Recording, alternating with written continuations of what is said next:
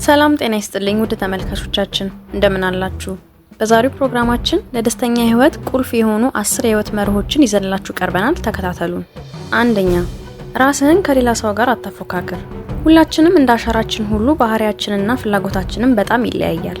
ደስታን ከሚያጠፉ ምክንያቶች አንደኛው ራስን ከሰው ጋር ማፎካከር ነው። አሳ ደስታዋን እንደ ወፍ በሰማይ ልፈልግ ብትል፣ ወፍ ደግሞ እንደ አሳ በውሃ ውስጥ ልፈልግ ብትል ሁለቱም ሳይደሰቱ ይቀራሉ። ስለዚህ ደስታህም በራስህ መለኪያ ለካው። አንተ በሌሎች ስትቀና አንተ ባለህ ነገር የሚቀኑ ሰዎች እንዳሉ ማወቅ። ሁለተኛ፣ አትኩሮትህም በሌለህ ነገር ላይ ሳይሆን ባለህ ነገር ላይ አድርገው። የጎደለህ ምንድነው? ያለህስ? ታመዛዝነው የቱ ይበልጣል? ብዙዎቻችን ሐሳብና ትኩረታችን በሌለን ነገር ላይ ስለሆነ ያለንን ነገር ሳንጠቀምበት እንቀራለን። ደስተኛ ለመሆን ሁሉም ነገር ሊኖርህ አይገባም። በደንብ ካስተዋልከው አሁን ያለህ ነገር ደስተኛ ለመሆን በቂ ነው። ምክንያቱም አንተን ያለህን የሚመኙ ምስኪኖች ብዙ ናቸውና። ሶስተኛ፣ ራስህን ሁን። በዚህ ምድር ላይ ሌላውን ለመምሰል እንደመሞከር ከባድ ነገር የለም። ሌላውን ለመምሰል ስትሞክር የምትጣላው ከሰው ጋር ሳይሆን ከገዛ ራስህ ጋር ነው። እናም ራስህን አታስቀይመው። እውነተኛ ወዳጆችህ አንተን በአንተነትህ ይቀበሉሃል። ከምንም በላይ ራስህን በመሆን ከራስህ ጋር ሰላም ፍጠር። አራተኛ፣ ሁሉንም ለማስደሰት አትሞክር። አንድ ነገር ስታደርግ ሰዎች ደስ እንዲላቸው ብለህ ሳይሆን ትክክለኛና አንተ ያመንክበት ነገር ስለሆነ ይሁን። በዚህ ምድር ላይ ምንም አይነት ጻድቅ ሰው ብትሆን እንኳን ሁሉንም ሰዎች ማስደሰት አትችልም። ስለዚህ የምታደርጋቸው ነገሮች ከህሊና ጋር እስከተስማሙ ድረስ በቂ ነው። ለሰው ሳይሆን ለህሊና ኑር። አምስተኛ፣ የውሸት ደስታን አትፈልግ። በውሸት ደስታና በእውነተኛ ደስታ መካከል ትልቅ ልዩነት አለ። የውሸት ደስታ ጊዜያዊ በሆኑና ከውጭ በምታገኛቸው ነገሮች የሚመጣ ሲሆን ሐዘንህን ለጊዜው የሚጋርድ ጊዜያዊ ማስታገሻ ነው። እውነተኛ ደስታ ግን ሐሳብህ፣ ዓላማህ እንዲሁም ምግባርህ ሲጣመር የሚፈጠር ስሜት ሆኖ ሐዘንና መከራህን ሳትደብቅ የምትጽናናበት የደስታ አይነት ነው። ስለዚህ ምንጊዜም ይሄኛውን አይነት ደስታ ለማግኘት ሞክር።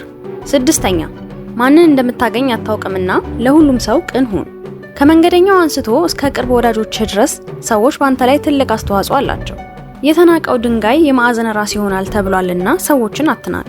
በህይወትህ የምታሰፍራቸው ነጥቦች ሁሉ በኋላ ላይ ተያይዘው መስመር መስራታቸው ስለማይቀር በየትኛውም አጋጣሚ ለምታገኛቸው ሰዎች ትክክለኛውን ነገር አድርግ። ሰባተኛ፣ መለወጥ የማትችላቸውን ነገሮች ተቀበላቸው። ብዙ ጊዜ ጭንቀት ውስጥ የምትገባው መለወጥ የማትችላቸውን ነገሮች ለመለወጥ ስለምትጥር ነው። ምንም እንኳን በህይወትህ ውስጥ አብዛኛው ነገር ላይ ስልጣን ቢኖርህም መለወጥ የማትችላቸው ነገሮች አሉ። ከአቅምህ በላይ በሆኑ ነገሮች ራስን አታስጨንቅ።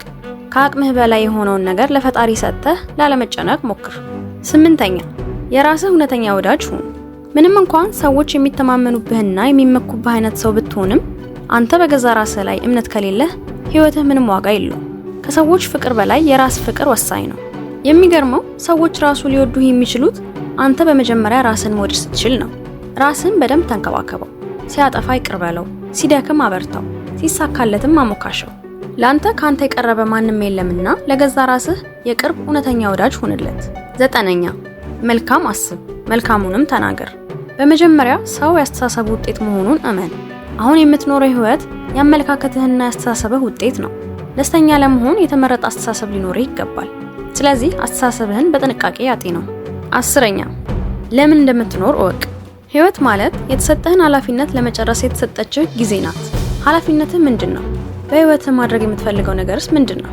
እነዚህን ጥያቄዎች መመለስ ከቻልክ ለህይወት ያለህ አመለካከት ይለወጣል። ስለዚህ የምትኖርለትን ዓላማ ማሳካት የምትችል ሰው ሁን እያልን ለዛሬ ያዝነውን በዚያ ያበቃን። በሌላ ቪዲዮ እስክንገናኝ ሰላም ቆዩ።